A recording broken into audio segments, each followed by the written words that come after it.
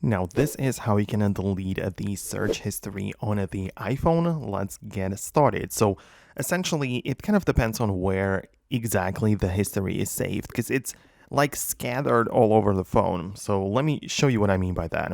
First of all, if you open up the Instagram and go to the search, you can see your search history specifically within Instagram.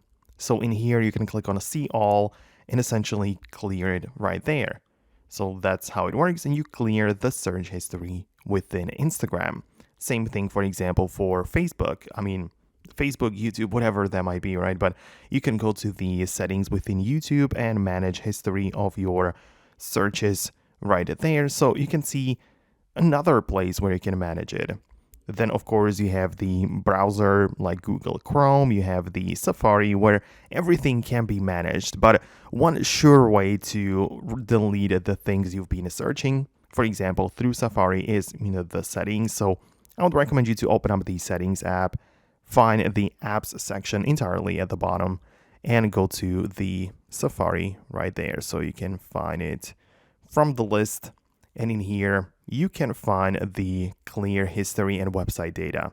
So you can click on this, essentially choose all history or whatever selection you want, and just clear it like that.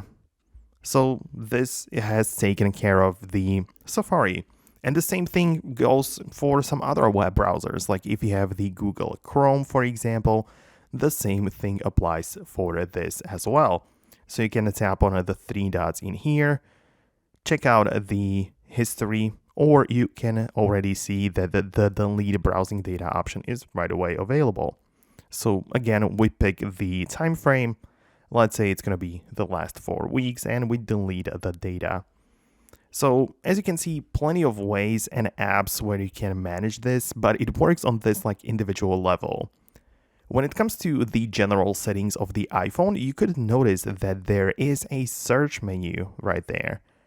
And you can click on this, and there are some options which you can choose and like manage specific apps if they show up in the search or if they show in the content search, right? But, doesn't really save the history there. So again, you'll have to go through the apps individually to manage them one by one. So let me know below in the comments if it worked, or if you have some additional questions, feel free to leave them below. Thanks a lot for watching. Hope you found this video helpful, and I'll catch you in the future one.